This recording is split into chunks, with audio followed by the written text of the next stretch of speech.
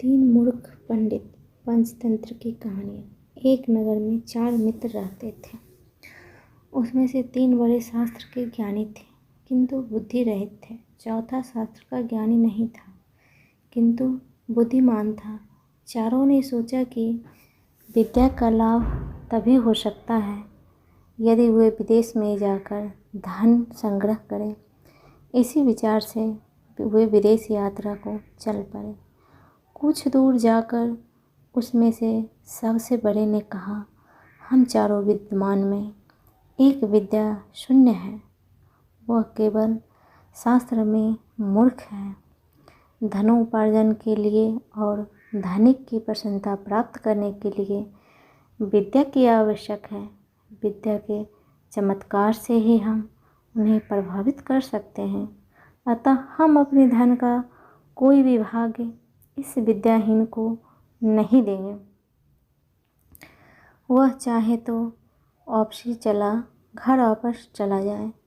दूसरे ने इस बात का समर्थन किया, परंतु तीसरे ने कहा, यह बात उचित नहीं है। बचपन से ही हम एक दूसरे के सुख और दुख के भागी रहे हैं। हम जो भी धन कमाएंगे उसमें इसका हिस्सा रहेगा। अपने पराये की गणना छोटे दिल वाले का काम है। उदार चरित्र व्यक्ति के लिए सारा संसार ही अपना कुटुंब होता है। हमें उदारता दिखलानी चाहिए। उसकी बात मानकर चारों आगे चल पड़े। थोड़ी दूर जाकर उन्हें जंगल में एक शेर के मृत शरीर मिला। उसके अंग प्रत्यंग बिखरे हुए थे। तीनों विद्याविभाने युवकों ने कहा, आओ हम अपनी शिक्षा की परीक्षा करें। शास्त्र के ज्ञान के प्रभाव से हम इस मृत शरीर में नया जीवन डाल सकते हैं।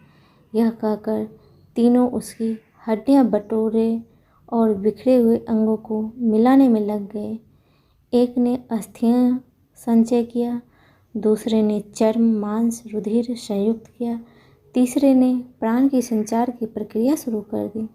इतने में शास्त्र के ज्ञान से रहित किंतु बुद्धिमान मित्र ने उन्हें सावधान करते हुए कहा, जरा ठहरो।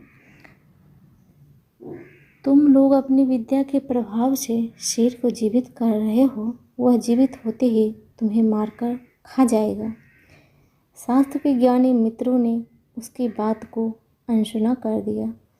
तब वह बुद्धिमान बोला, यह तुम्हें अपनी विद्या का चमत्कार दिखलाना ही है तो दिखलाओ, लेकिन एक क्षण ठहर जाओ, मैं वृक्ष पे चढ़ जाऊं। यह कहकर वह वृक्ष पर चढ़ गया। इतने में तीनों शास्त्र के ज्ञानी ने शेर को जीवित कर दिया। जीवित होते ही शेर ने तीनों पर हमला कर दिया। तीनों मारे गए।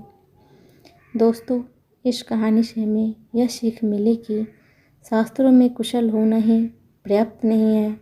लोक व्यवहार को समझने भी और लोकाचार के अनुकूल काम करने की बुद्धि भी होनी चाहिए। अन्यथा लोकाचारहीन विद्वान भी मूर्ख पंडितों की तरह उपहास के पात्र बनते हैं। जय श्री राम।